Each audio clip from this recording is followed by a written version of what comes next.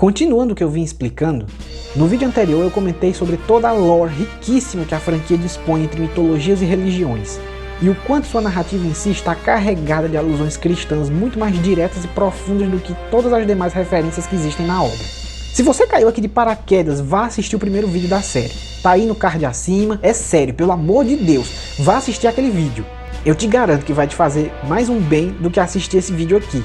Esse vídeo aqui é para te deixar triste. É para acabar com a sua infância. Se você quer ser feliz, vá assistir o vídeo anterior. No vídeo passado eu mostrei como o cristianismo é preponderante entre as muitas referências existentes em Cavaleiros do Zodíaco e como o arco da subida das 12 casas é uma descrição quase ipsis literis da história da igreja. Neste segundo vídeo vamos tratar sobre como esse arco tão grandioso e bonito foi um ponto fora da curva na franquia. Foi mais um acidente do que um planejamento, pois como nós vamos ver adiante, se tem uma coisa que Cavaleiros do Zodíaco nunca teve foi planejamento. Vamos combinar, né? O Kurumada não tinha a menor ideia do que estava fazendo quando começou. Ninguém no santuário, nem mesmo os próprios Cavaleiros de Ouro sabiam quantas armaduras de ouro existiam. Quer dizer, o cara foi tocando o barco e metendo ficha na aposta de que ou ninguém ia notar os furos, ou ninguém ia se portar, né? Seiya foi criado e treinado durante 6 anos por essa Amazona de Prata. Ela tem a mesma idade, o mesmo cabelo e até o mesmo cheiro que a irmã do Seiya. Ou seja, Kurumada deixava 100% óbvio desde o início que Marin era pra ser a irmã perdida do Seiya. Só que o estagiário da produção chegou pro Kurumada e falou: "Ô Kurumada-san, não tem como a Marin ser a mestra e a irmã do Seiya ao mesmo tempo, já que eles foram separados antes do Seiya chegar no santuário e a Marin já era uma guerreira formada quando ele chegou, etc." Isso seria óbvio para qualquer um, menos para o Kurumada pelo jeito.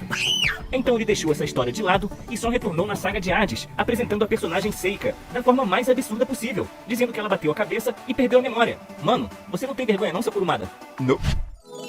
Diálogos inexplicáveis. No episódio 37, Seiya diz com todas as palavras para Ayori que ele acreditava que só existia uma armadura de ouro, a de Sagitário. Cara, o Seiya ficou fazendo o quê durante 6 anos no santuário, se não aprendeu absolutamente nada sobre a Ordem dos Cavaleiros de Atena, hein, Marin?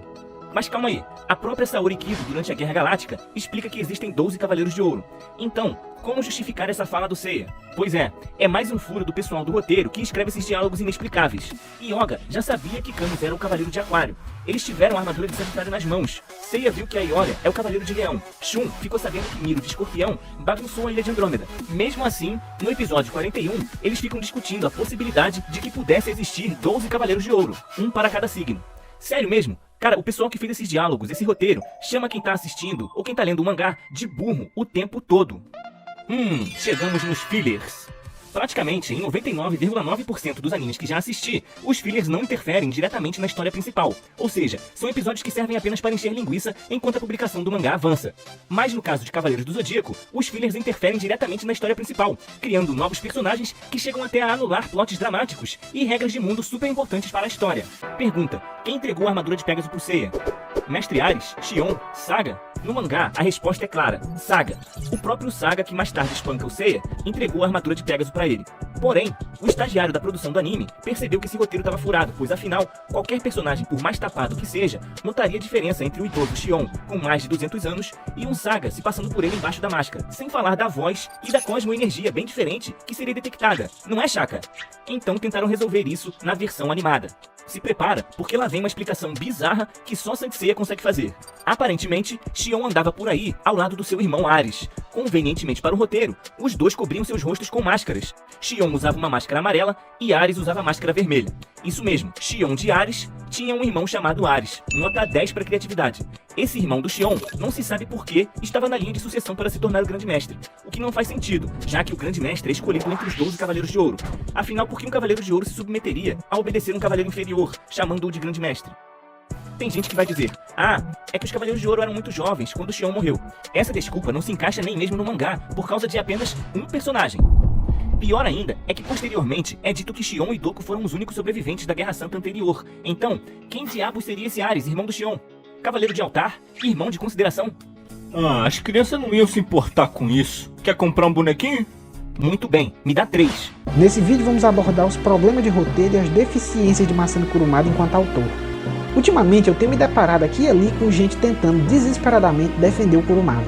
Há 3 meses eu fui banido de grupos do Facebook por criticar as deficiências artísticas dele e fui hostilizado por vários fãs da franquia que insistem em tapar o sol com a peneira. Eu sou fã de Cavaleiro do Zodíaco também, caso não tenha ficado bem claro no vídeo passado, né? Eu amo essa franquia, mas diferente desse pessoal que passa pano pro Kurumada, eu não sou cego. Nós vamos começar esse VideoQuest 20 fazendo uma homenagem ao homem que salvou o Cavaleiros do Zodíaco, Shingo Araki, o character designer do anime e que transformou aquela arte, eu diria, grotesca.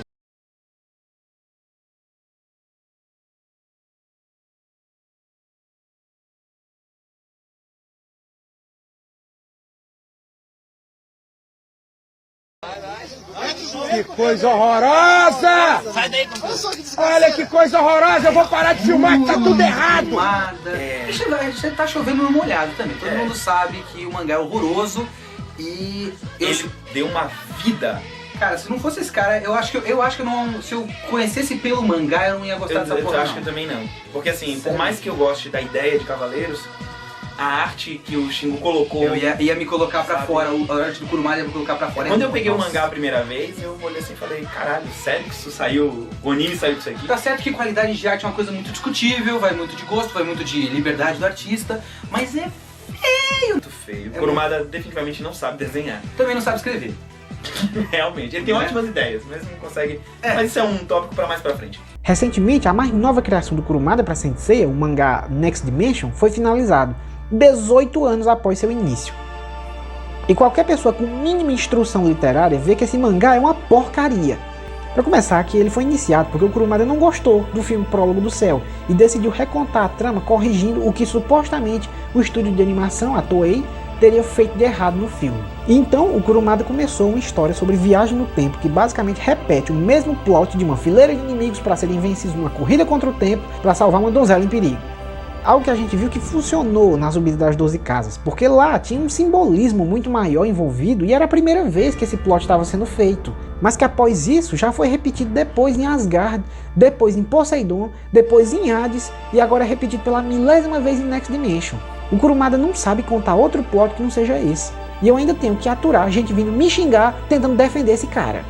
Eu não quero saber quantas décadas de carreira como mangaka tem o Kurumada, não tô nem aí pro quão reverenciado ele é, quantas obras importantes ele já criou, e nem se ele desenha mal por opção, como eu até já vi quem alegasse isso em defesa dele. Tudo isso não me diz nada. Cavaleiro do Zodíaco é sua principal e mais importante obra, e ele trata ela pior do que o Coronel Jesuíno tratava as esposas. Mulher, quando casa do marido, ela faz o que o marido quer. E o que eu quero agora é que você cale a boca e abra as pernas. Eu não sou bicho, eu sou gente. Eu sou gente. E isso é o fato de que Kurumada é a pior coisa que já aconteceu para Saint Seiya desde sempre. E cala essa boca! Esse Kurumada já deu sinais de que ele não é muito fã de Saint Seiya há alguns anos. Existem entrevistas em que Kurumada fala que ele está cansado de Saint Seiya e que a série deu dor de cabeça para ele, que não era algo que ele queria produzir e que ele queria focar em outras coisas, como o Ringi Nikakero. Em específico, e isso algumas pessoas podem lembrar, muitas provavelmente não sabem, mas durante a série dos OVAs de Saint Seiya, a Saga do Santuário, aqueles primeiros 13 OVAs maravilhosos que foram produzidos e revitalizaram todo o amor por Saint Seiya pelo mundo todo, aqueles 13 episódios foram produzidos e todo mundo ficou empolgado. Aí chegou a época de produzir a segunda saga, a Saga do Inferno, e todo mundo estava empolgadíssimo pela produção da saga, exceto Kurumada. Eis o detalhe, Kurumada entrou numa briga interna com a Toei porque ele queria um orçamento maior para Ringi Nikakero. E a briga interna foi tão grande que ele ameaçou não produzir os outros ovas de Saint Seiya por causa do orçamento de Ringi Nikakero. Você lembra de Ringi Nikakero, o anime? Não? Não tem problema, quase ninguém lembra. E essa péssima forma de fazer negócio acabou prejudicando Saint Seiya de tal forma que ele não conseguiu o orçamento para nenhuma das duas séries. E Saint Seiya, a Saga do Inferno e depois a Saga do Elísio tem uma animação de péssima qualidade. Parece um PowerPoint. As cores são lavadas, os personagens não têm detalhes, quase não existe animação. Na maioria das vezes você tem uma imagem estática na tela com uma boca que se mexe e uns olhos que piscam de vez em quando e um fundo colorido que se mexe um pouco de vez em quando, talvez. E isso quebrou o coração de fãs pelo mundo todo. Todo mundo queria a qualidade dos 13 primeiros episódios, que são fantásticos, eles são belíssimos. Mas Kurumada não é um bom momento em negócios, acabou prejudicando Saint Seiya porque ele queria Ringi Nikakero. E ele conseguiu Ringi Nikakero porque foram lançados 2 temporadas de 6 ovas cada sobre essa série. E você deve estar se perguntando, pô, mas se ele lutou tanto por esse orçamento, não quer dizer que ele conseguiu fazer uma boa série? Ringi Nikakero é um anime sobre boxe. e ele estava competindo com um outro anime sobre boxe, Hajime no Ippo. Vamos fazer uma pequena comparação? Isso é Ringi Kakeru.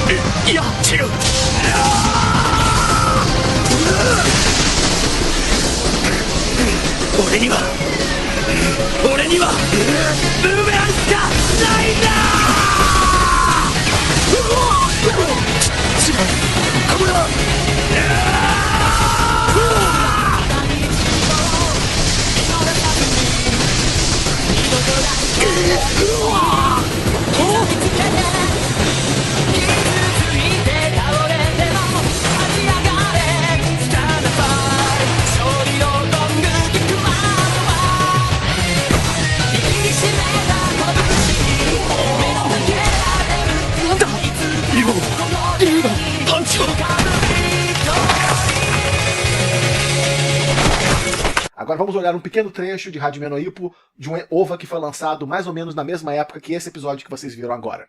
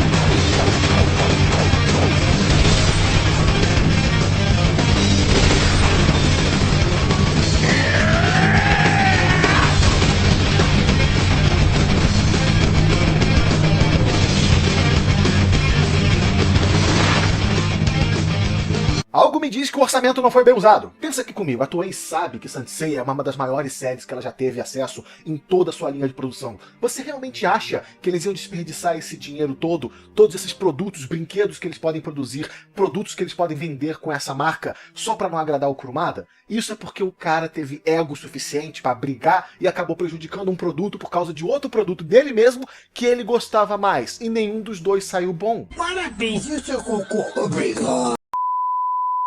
Agora nós vamos falar sobre um outro pedaço da história dessa série, chamada Overture, Tenkai-Rei. O primeiro envolvimento de Kurumada com Saint Seiya depois do final da saga do Santuário, Elísios e Inferno é que ele queria iniciar uma nova era para Saint Seiya. Ele queria produzir um novo capítulo, ele queria começar com o pé direito, e para isso ele ia fazer um filme, e esse filme teria uma história, e essa história seria empolgante, e seria uma nova visão mais madura e moderna para Saint Seiya, e ele chamou isso de Episódio do Céu, Tenkai-Ren, e foi uma bosta. Tenkai-Ren foi produzido como um filme que seria também um grande primeiro episódio de uma nova temporada. A ideia é toda construída em cima de Seiya e os Cavaleiros de Atena se revoltando contra Zeus e o Olimpo, o Guerreiro do Céu, os deuses contra a deusa. Essa era a ideia por trás daquela mitologia toda. Mas o filme é uma bosta. E o roteiro foi escrito por Masami Kurumada. Mas se você pesquisar, você vai descobrir que existe um pequeno detalhe. A Toei fez alterações no roteiro.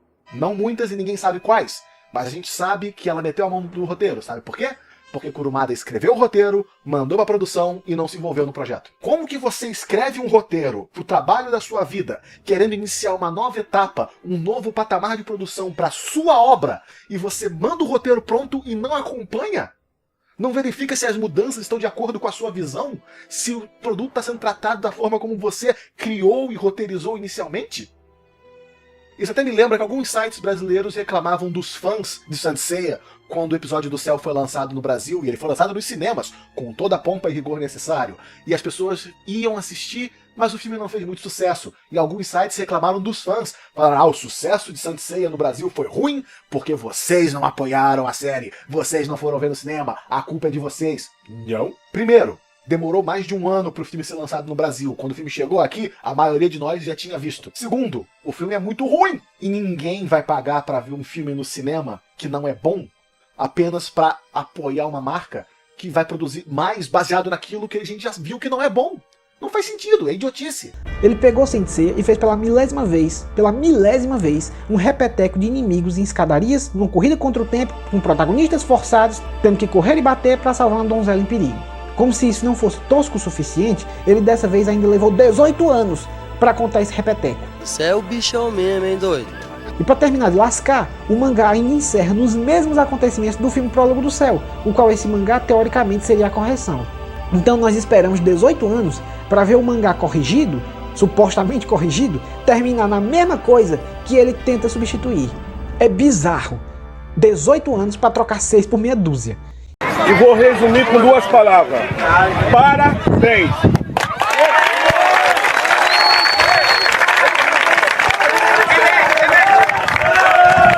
E diante de tanta patetice, ainda existe gente tentando defender o Kurumada. Será que é mesmo de se espantar que a franquia não consegue fãs novos e está parada no tempo? Mais de 20 anos depois, parece que todo o sucesso que essa franquia fez no passado é agora só isso, só um passado distante e apagado. Afinal, o anime clássico foi originalmente produzido nos anos 80. Quem fez parte da febre e acompanhou o sucesso dessa obra lá na época, já tem agora seus 35 a 40 anos hoje em dia. E muitos dos dubladores clássicos já até faleceram. Como eu tanto apontei no primeiro vídeo, Cavaleiro do Zodíaco é considerado por muita gente hoje como sendo uma obra velha e carcomida. E por que será, né? Alguns editores e críticos de quadrinhos dizem até que, na verdade, Saint Seiya nunca foi uma obra de boa qualidade técnica. Cara, eu tenho um carinho enorme pro Cavaleiro do Zodíaco, porque eu tô aqui no videocast por causa de Cavaleiro do Zodíaco. Foi a primeira coisa que eu assisti. Eu sou fã de Cavaleiro do Zodíaco, incondicional. Agora, nós dois gostamos muito, temos um imenso carinho, tem muito de memória afetiva e tudo mais, muito de, o cavaleiro do meu signo, que legal. Escorpião, Milo. Somos ambos escorpião. Isto posto, eu gostaria de dizer que Cavaleiros do Zodíaco é genuinamente ruim. Mas ruim, mal escrito, mal desenhado, não anime, o anime é legal, e é ruim. Repetitivo, é básico, é rasteiro, é raso. Como todos os shonens daquela época. Não vem com essa não. Agora, já pra fazer uma ponte com o nosso próximo assunto, você fala, por exemplo, é uma ideia legal, né? Cavaleiros do Zodíaco é uma ideia legal. Então você tem cavaleiros de armadura que representam as constelações que são baseadas na mitologia grega. Então você tem o Cavaleiro de Pégaso, olha que legal, o Pégaso. Você tem o Cavaleiro de Dragão, olha, dragão, que legal. Aí que a primeira coisa que o Kurumada faz com esses caras? Coloca os caras num ringue. Vamos começar com a Guerra Galáctica, que a gente vai só passar rapidinho, mas eu acho a Guerra Galáctica estúpida. Tá certo que é só uma introdução, mas é estúpido. Eu não consegui ver lógica. O Kurumada, ele teve uma ótima ideia, mas ele não consegue, sabe, discorrer essa ideia. Ele não consegue transformar essa ideia em um roteiro conciso, um roteiro que ele não sabe fluente, escrever, né? Não sabe. Enfim, esse comecinho de Cavaleiros do Zodíaco, que é toda essa parte antes das 12 casas, que tem a Guerra Galáctica, que é aquele torneio de merda, que tem o mini arcozinho lá dos Cavaleiros Negros, aí depois tem os Cavaleiros de Prata, que é uma encheção de linguiça enorme. Tem aquela da Ilha Fantasma também. Não, isso a gente não vai falar, sinceramente. Toda essa parte... pelo amor de Deus, o cara é uma lula. Aí um golfinho. Um golfinho. Mano, quando você faz o maluco lutar com um homem golfinho, você não pode levar essa Ele não é um homem golfinho, ele é um cavaleiro. Isso é muito melhor. Isso é muito mais legal. Ele é um cavalo. Olha, ele representa... Existe uma constelação de golfinho? Não. Então vai pra casa do caralho, né? Sem chover no molhado, essas coisas são desnecessárias. Esse começo, pra mim, todo esse começo é encheção de linguiça, né? É totalmente dispensável, tanto no mangá quanto no anime. Essa parte que a gente realmente não quer ficar comentando muito, porque, sinceramente... Mas eu só queria dizer que essa é uma parte que tem pelo menos um esquema narrativo um pouco mais criativo do que o resto. A gente vai chegar na parte dos Cavaleiros de Ouro, mas essa parte é um pouco diferente. Nessa parte da história que tem os Cavaleiros de Prata e os Cavaleiros Negros, chega um inimigo e causa um problema e os Cavaleiros têm que achar uma solução. É um pouco diferente do resto do esquema, que é ter um grupo de heróis, de vilões, e vocês têm que correr e bater. Porque esse é o resto de Cavaleiros do Zodíaco. Olha, tem 12 caras. Vocês vão correr em fila e vão vencer os 12 caras. Depois 7, depois 6, depois 12, depois 13, sei lá quantos. E é isso que ele faz no resto de Cavaleiros do Zodíaco. O tempo passou e junto com ele veio a maturidade do público, que subiu a régua de senso crítico e teve acesso a muitos outros animes para comparar. E nessa comparação percebeu a talvez triste realidade de que Cavaleiros do Zodíaco é ruim. É difícil lidar com esse fato, tanto apontar isso quanto escutar outras pessoas dizendo isso. Mas é um fato que, embora cheio de belíssimos significados e reflexões espirituais, essas coisas estão jogadas numa história que nunca foi bem contada. A despeito da sua riqueza de simbolismos, é uma obra muito problemática quando paramos para analisar artisticamente com um rigor técnico mais apurado. É problemática em muitos aspectos e de muitas formas. Sobre a ideia de Cavaleiros do Zodíaco. Pegar deuses gregos, nórdicos, egípcios, hindus, ele pega tudo isso e não faz nada. Sabe? Porque tipo assim... Na série que ele criou, naquilo que ele desenhou de não sei que ano até não sei que ano lá, falando mangá, do mangá, mega mal desenhado. Do mangá e do anime, ele não faz absolutamente nada. Tudo que ele tenta fazer, ele meio que se caga todo e não consegue terminar. Eu acho, pra mim, ele viu que a merda tava feita, ele falou assim, porra, eu tenho que consertar de alguma forma. Tapar uns buracos. Eu tô precisando fazer. Aí ele escreveu e permito. A minha rusga, digamos assim, com isso, que é o seguinte, você tem a série principal, certo? E ele cria uma mitologia muito interessante. Ele tem uma explicação, por exemplo, para ter guerreiros de Asgard, deuses nórdicos lá. Por quê? Porque não existem, na verdade, deuses, são pessoas que alcançaram um nível de iluminação. Nono sentido. Nono sentido, um negócio assim. Então, na verdade, Atena é uma pessoa, como qualquer outra, entre muitas aspas, que tem um nível de iluminação maior que os outros. E por isso ela reencarna, gente. E por isso que existem outras crenças ao mesmo tempo da mitologia grega. Pra mim, como ele não usou isso na série, não vale nada. E aí a gente vai pros personagens, né? O elenco de protagonistas bobos e com muito pouca identidade. Os 5 garotos de bronze principais não tem quase nenhuma característica marcante que não possa ser reduzida a um estereótipo. Shiryu é o sensato e concentrado. Shun é o calmo e gentil que não gosta de violência. Yoga é o sentimental apegado com a memória da mãe. Ikki o sabichão bad boy do grupo. Esses personagens têm a profundidade de um pires. O único que tinha alguma motivação mais consistente era o Seiya, que carregava o trauma da perda e buscava encontrar sua irmã desaparecida, sua irmã mais velha. Sua irmã mais velha era tudo que ele tinha, e ele foi arrancado dela para ser obrigado a treinar para virar cavaleiro. Após isso, o objetivo da vida dele é reencontrar a irmã. O que em termos de narrativa, ok, vai lá, já alguma coisa isso aí, mas daí poucos capítulos depois, ele esquece isso e começa a lutar em nome da Saori simplesmente porque sim.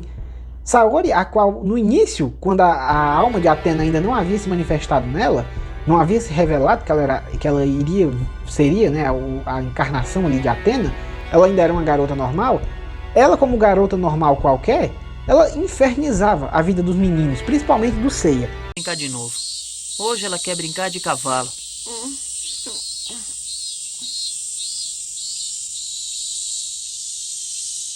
Seiya, vem aqui e finja que é meu cavalo. Eu não quero. Você tem que me obedecer. Você não sabe a posição em que está? Eu já disse que eu não quero brincar. Você viu? Saíram do orfanato graças ao meu avô. São como se fossem escravos da família. Então não se atrevam a responder desse jeito. Eu não permitirei que torne a responder. Entendeu, Seiya? O que está fazendo? Por que está me olhando assim? Está me desafiando, é isso? Soltar isso! Eu só disse pra soltar!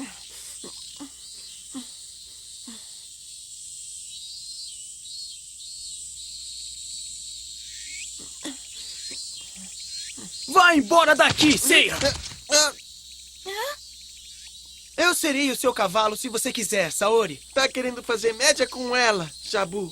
Quer ficar quieto? Estamos morando aqui graças a Saori. Saori, por favor, vem cá, sobe nas minhas costas. Vem, pode subir, eu vou brincar com você. Vem, sobe. Tá bom, Jabu. Se é isso que quer. Vai, corra!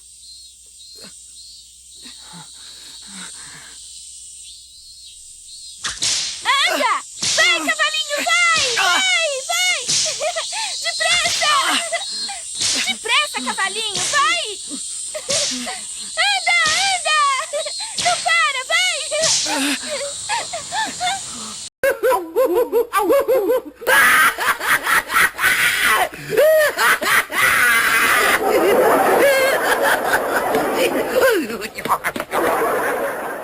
E ele agora simplesmente passa a lutar por ela porque de alguma forma foi convencido que ela é a reencarnação de uma deusa mitológica que ele nem conhece. E por algum motivo que o roteiro quer que a gente engula, isso passa a significar mais para ele do que o desejo de reencontrar sua irmã, que era sua única família.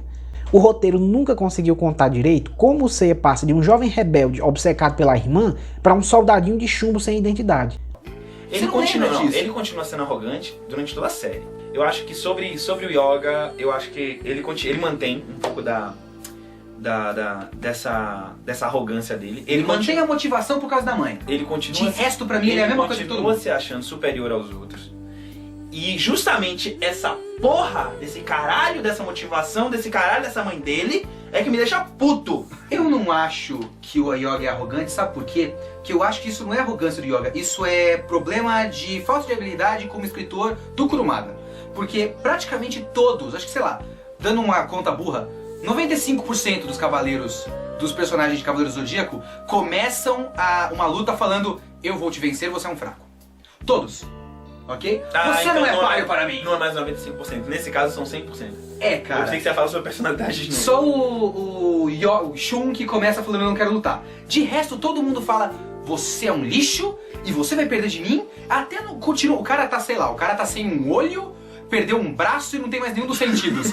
Eu vou te vencer porque você é um verme. Como que a Athena transforma a conduta dos cavaleiros exatamente? Isso nunca foi justificado de fato. Dessa forma completamente forçada e sem sentido, Seiya, o qual era o único dos protagonistas com uma motivação plausível, perde essa motivação e vira um soldadinho genérico e vazio, dizendo frases de efeito como uma marionete do roteiro simplesmente porque sim.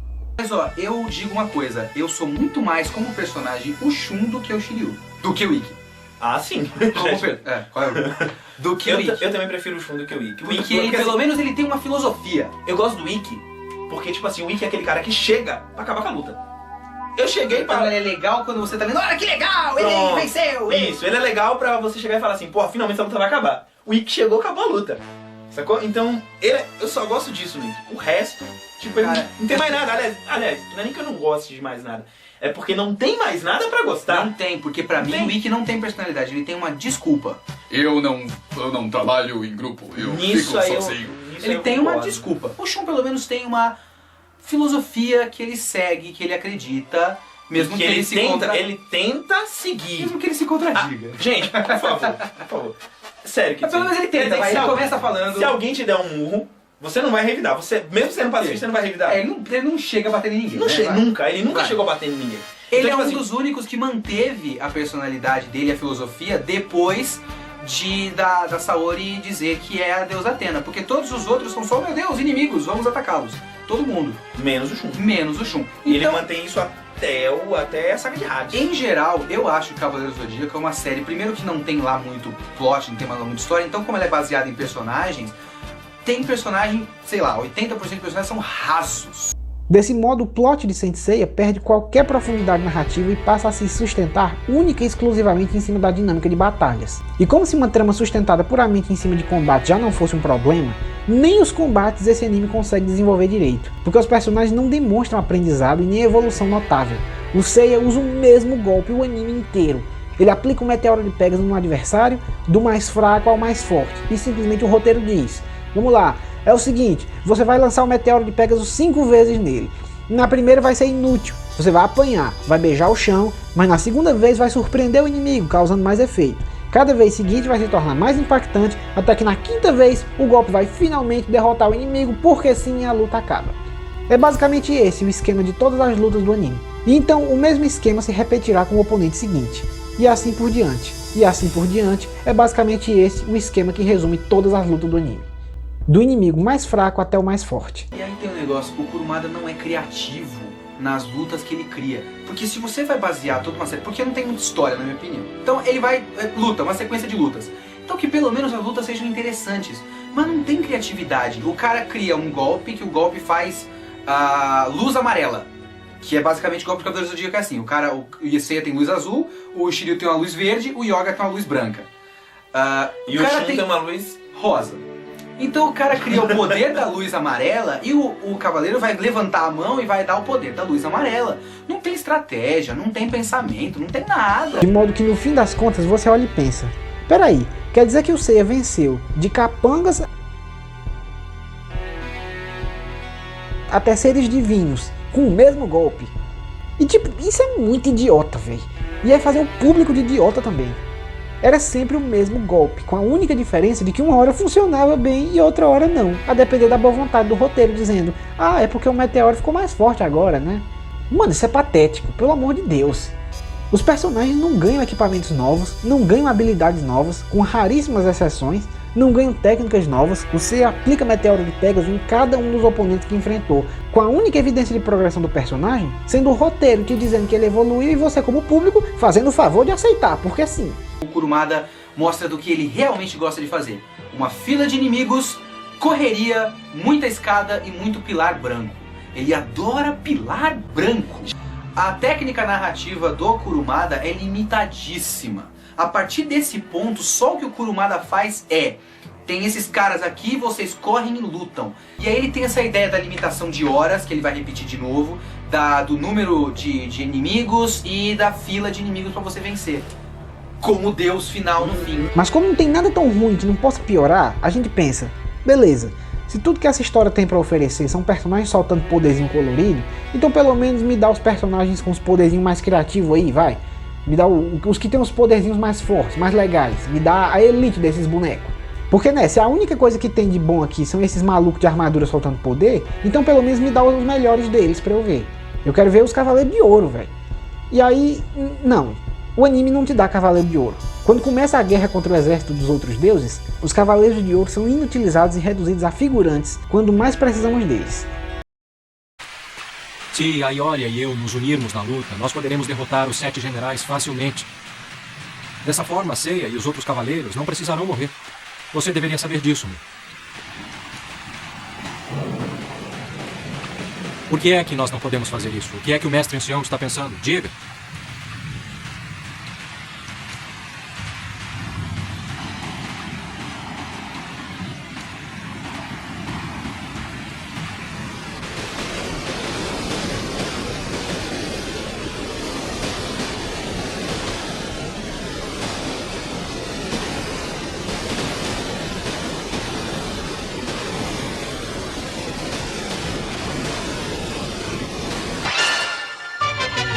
Bater uma salva de palma aqui pro profissional. O roteiro cria as situações e justificativas mais ridículas e estapafúrdias para manter os Cavaleiros de Ouro, que são o que de mais interessante tem no anime, fora da ação. Tipo, não seria muito mais lógico colocar os Dourados, que são propriamente os mais fortes e mais experientes para deter a ameaça, do que arriscar colocando essas crianças que já estão fragilizadas das batalhas anteriores para lutar mais ainda, quando o que tem de melhor, mais forte, mais imponente, mais experiente, tá simplesmente servindo de figurante, tá sem fazer nada ali no canto? Eu não posso mais permanecer aqui sem fazer nada. Eu vou me unir aos Cavaleiros de Bronze. Ioria, quantas vezes vou ter que lhe dizer? Temos ordens para não sairmos daqui. Se você insistir em agir, vou ter que matá-lo por se rebelar contra Athena. É o quê? Eu ouvi direito? Você disse que me mataria? Eu não quero, mas teria que fazer. Já chega, cavaleiros. O que iremos conseguir brigando entre nós mesmos? Temos a obrigação de fazer alguma coisa. Se nós não fizermos alguma coisa, os Cavaleiros de Bronze serão mortos. Todos nós nos reunimos aqui para lutar com todo o nosso poder e salvar a Athena. Não é isso, cavaleiros?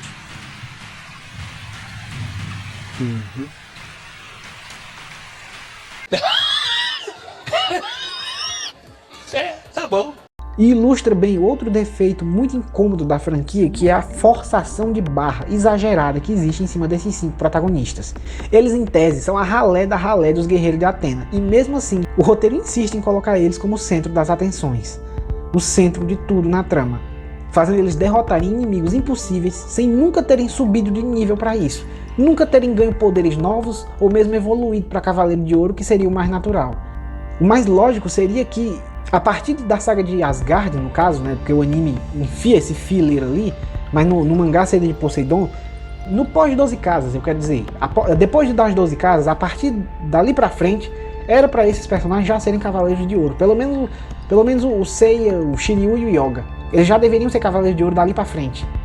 Toda a saga das 12 casas, ela conclui, o foco ali era exatamente mostrar a evolução deles, era mostrar como eles conseguiram, sendo Cavaleiros de Bronze, evoluir e bater de frente com os Dourados. O grande corolário do final da Saga das 12 Casas deveria ser eles saírem dali herdando as armaduras de ouro. E faz todo sentido porque o Cavaleiro de Sagitário não existe mais. Foi o Aioros, ele morreu antes de tudo acontecer. A armadura de Sagitário está livre, leve e solta para o Seiya herdar. O Cavaleiro de Aquário morre exatamente ensinando a técnica suprema para o Yoga. É uma das batalhas mais bonitas da Saga das 12 Casas, é exatamente o Yoga contra o Camus. Não teria corolário melhor para encerrar aquela batalha do que terminar exatamente com ele recebendo a armadura de Aquário, com o Yoga assumindo o lugar do Camus. É o resultado mais perfeito e direto daquilo ali. E o Cavaleiro de Libra, que é nada mais nada menos que o mestre do Shiryu, que treinou ele a vida toda e que já não usa a armadura de Libra há muito tempo. Nada mais justo e mais lógico do que o Shiryu terminar a Saga das 12 Casas herdando a armadura do mestre e se tornando o Cavaleiro de Libra. De Poseidon pra frente eles já eram para ser Cavaleiros de Ouro, seria o mais lógico e natural. Mas não, o mangá não faz nada disso, mantém eles na ralé. Personagens esses que já muito pouco têm de desenvolvimento narrativo e que muitas vezes não encaixam no roteiro e no contexto que a trama quer criar, eles ainda por cima nunca recebem os upgrades naturais que seriam lógico de receber. Eles não recebem. Nem isso, para fazer a gente sentir que eles estejam realmente evoluindo, crescendo ou recebendo algum tipo de melhoria para justificar que eles realmente estejam mais fortes e capazes de bater de frente com os oponentes que estão por vir. Na saga de Hades clássica é onde fica mais evidente e gritante a forçação de barra em cima dos 5 Bronze Boys. O Seiya se mete no meio da luta dos renegados com o Mu, depois o Shiryu se mete entre o Doki e o Xion, os 5 juntos se metem no meio do confronto de 2 exclamações de Atena. Esse momento é completamente bizarro, é o choque cataclísmico de 2 grupos de Cavaleiros de Ouro, os 2 grupos usando uma técnica monstruosa e proibida. O choque entre eles seria algo com potencial de destruir o mundo. E esses moleques enxeridos se metem no meio só porque o roteiro precisa que eles roubem a cena. Outra vez? Véi, isso chega a ser irritante. Parece que a intenção do autor é fazer a gente pegar ranço desses personagens, porque o tanto que o roteiro força eles não é brincadeira.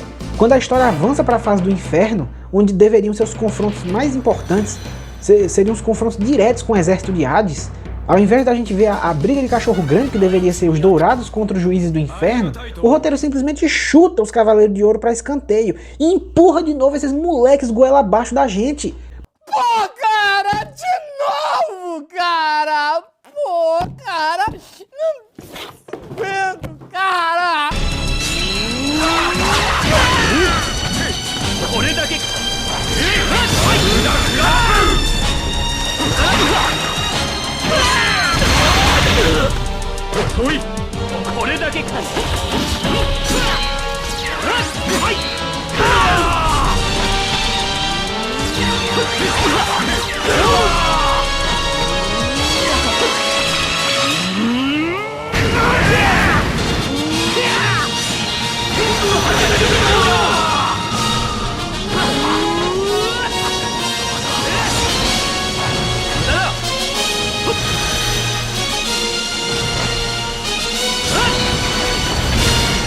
Morram, Cavaleiros de Atena!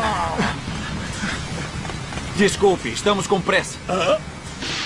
Cólera do Dragão!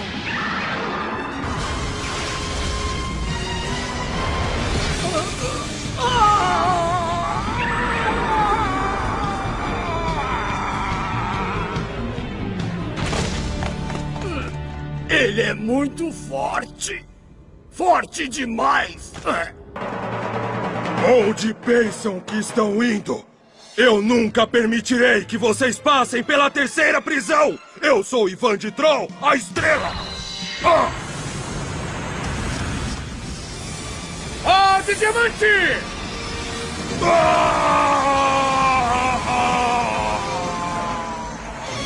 Eu sou a estrela celeste da derrota! A realidade tende a ser decepcionante. Mano, que troço irritante e chato. Chato, velho. Isso é um porre.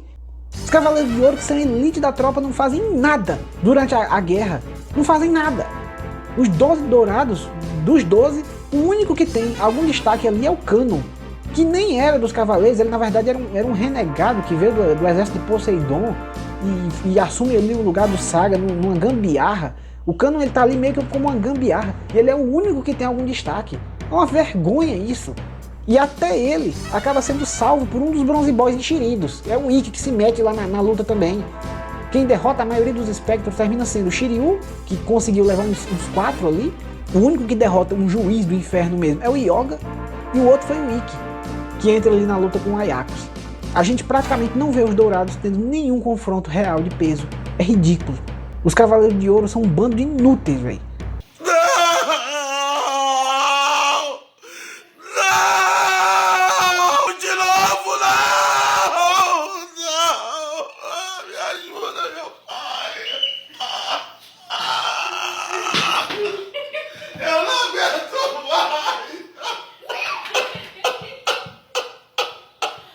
Isso tudo não só ridiculariza os Dourados, como ridiculariza os adversários. Porque se o grande Minos de Griffon, um juiz do inferno, apanha para um Cavaleiro de Bronze, a gente fica com a impressão que os juízes do inferno são os fracotes então. E sabe o que é pior? É que isso podia ser resolvido tão facilmente, bastava que o Yoga aqui estivesse trajando a armadura de Aquário.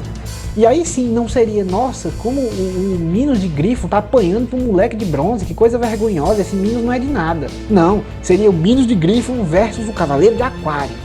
Aí sim seria um negócio realmente imponente, uma coisa realmente monstruosa. Você veria, a luta seria uma conclusão de todo o ensinamento que o Camus passou para o Yoga. Vamos ver se o Yoga está à altura do Camus, ele realmente está no nível de um Cavaleiro de Ouro. Ele agora tem um grande desafio pela frente, uma batalha contra um juiz do inferno. Minos de Griffon versus Yoga de Aquário. Isso sim seria uma grande batalha, uma grande consequência de tudo que vimos na saga das 12 Casas. Isso sim daria importância ao personagem, daria senso de progressão, daria impacto e tornaria tudo mais emocionante. E sabe, seria tão fácil fazer isso, tão fácil. Meu Deus, o que era que custava, Kurumada, colocar o Yoga aqui como Cavaleiro de Aquário? O que era? Iria doer, eu não entendo. A mão dele iria doer se ele desenhasse a armadura de Aquário no Yoga ao invés da de Cisne? Qual era a dificuldade, Kurumada? Eu não consigo entender, não entra na minha cabeça. Todo esse problema que eu tô apontando aqui seria tão facilmente resolvido se simplesmente os Cavaleiros de Bronze não fossem de bronze. Se eles estivessem com armaduras de ouro aqui na saga de Hades, não seria problema nenhum colocar eles no meio da ação, colocar eles para roubar a cena. Na verdade seria o natural, afinal, eles são agora os de ouro. Agora eles são a elite de Athena. Faz todo sentido que eles tomem a frente e assumam o controle da batalha. Mas não, eles fazem isso com a armadura de bronze, com uma ralé. Eu não consigo entender. Não entra na minha cabeça porque que, sabe, era tão fácil resolver e o Kurumada parece que fez de propósito, ele fez ruim de propósito. Não, eu posso fazer um negócio bem feito, mas eu quero fazer ruim, eu quero fazer mal feito, eu quero fazer tosco. Parece que foi isso enquanto ele estava desenhando a saga de Hades. Depois que a fase do inferno termina, chega o momento da batalha final com Hades nos Elísios, eu pensei, beleza, agora que os Cavaleiros de Ouro se sacrificaram, as armaduras de ouro serão passadas adiante, finalmente. Os protagonistas finalmente terão uma evolução, eles serão finalmente coroados como os novos Cavaleiros de Ouro. Finalmente, agora a coisa vai acontecer. Atrasado pra caralho, né? Atrasadíssimo. Já não era sem tempo, a história já tá acabando e só agora que isso vai acontecer. Mas tudo bem, vamos lá. Eis que eu sou feito de otário. Porque a primeira coisa que acontece lá é que as armaduras de ouro são quebradas e as armaduras que são de bronze, que são a ralé, que eu tanto estou esperando que eles se livrem e deixem elas pra trás, elas são transformadas em armaduras divinas. Claro, temporariamente. Porque eles precisam depois voltar a ser ralé de novo.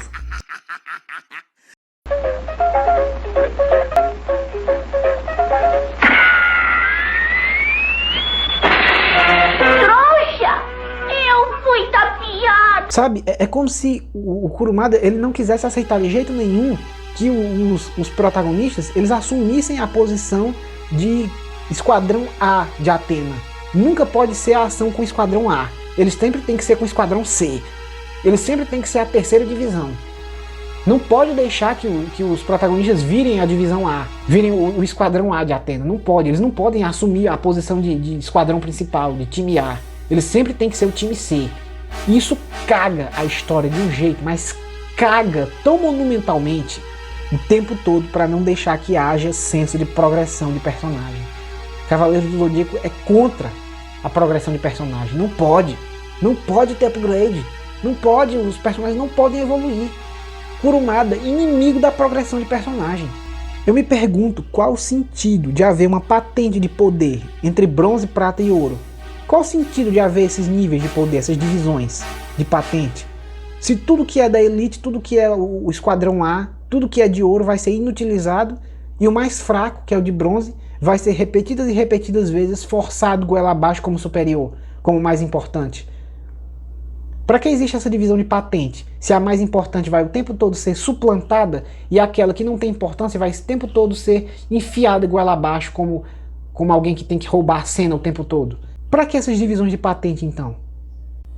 O Kurumada, ele deve olhar assim, na cabeça dele deve ser assim: para que eu tenho um carro para andar na terra e um avião para andar no ar, se eu posso pegar o avião para andar na terra e tentar fazer o carro voar? É isso na cabeça do Kurumada. Ele quer fazer o avião andar na terra, os Cavaleiros de Ouro serem inutilizados e transformados em figurantes, e eu quero fazer o carro que é feito para andar na terra voar. O avião não vai voar, quem vai voar é o carro. Não, meu mangá quem voa é o carro, o avião anda na terra. É assim a cabeça do Kurumada. Isso deveria ser o slogan dele. Kurumada Produções. Na minha história, avião anda na terra e carro anda no céu. Eu tô até rindo aqui, né, agora, fazendo piada, porque é só o que resta. É só o que resta é fazer piada, porque eu não aguento mais ficar puto com isso. O tanto que eu já fiquei. O tanto que eu já quis arrancar os cabelos, porque eu não aguento isso, cara. É insuportável a raiva que isso me dá. A forçação que é ver o anime meter a armadura divina para cada um deles. Cara, são constelações de bronze. Que sentido tem? Constelações comuns de Cisne, de Andrômeda, tendo armadura divina. Que merda é essa? Isso enquanto tem ali do lado as armaduras de ouro para eles usarem. E o roteiro, não, eu quero quebrar as armaduras de ouro. Só para que eles continuem na patente deles de bronze. Em nenhum momento eles assumam a posição de elite, que deveria ser a progressão do personagem natural. O Kurumada quebra as armaduras de ouro, igual ele quebra aqui as regras do universo dele e quebra também a nossa esperança de ver coerência nessa história. Quando termina todo o clássico, a gente já tá pra lá de saturado de tanta forçação em cima dos Bronze Boys. Eu sou fã de Cavaleiro do Zodíaco e eu não aguento mais Seiya e os outros. Eu não aguento mais. E olha que o Seiya é meu favorito, mas eu não aguento mais esses moleques, eu não aguento mais fileira de inimigos, eu não aguento mais a Athena como donzela em perigo. Chega! Chega! Cara, essas coisas funcionaram uma vez na Batalha das 12 Casas, foi bonito, lá fez sentido, porque o simbolismo ali encaixou. Foi naquele momento, foi massa, foi incrível, lá foi lindo, mas já foi. Foi aquela história lá, aquela história é boa, mas é ela, já foi. Ficar repetindo um molde infinitamente para tudo que for fazer é insuportável, cara. Eu quero histórias diferentes, personagens novos, eu quero ver os Cavaleiros de Ouro, eu quero ver os deuses lutando. A obra fala tanto de seres mitológicos, cadê? Nós nunca vimos eles em nenhum momento da trama. Cadê os seres mitológicos? Eu quero ver os seres mitológicos caindo na porrada. Cadê os gigas? Cadê os titãs? Cadê, Kurumada?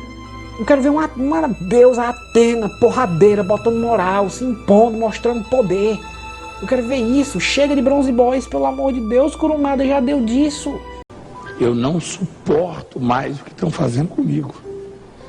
Eu não estou suportando mais.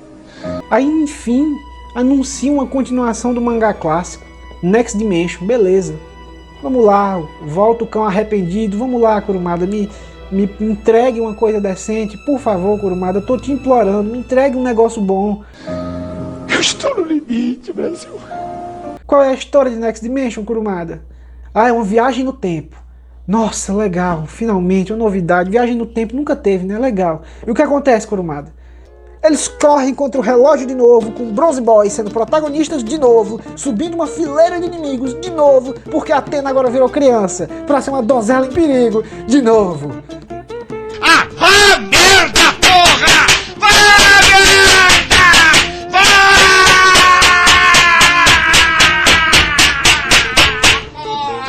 Vai, eu não sou otário! Caiu, puta que pariu!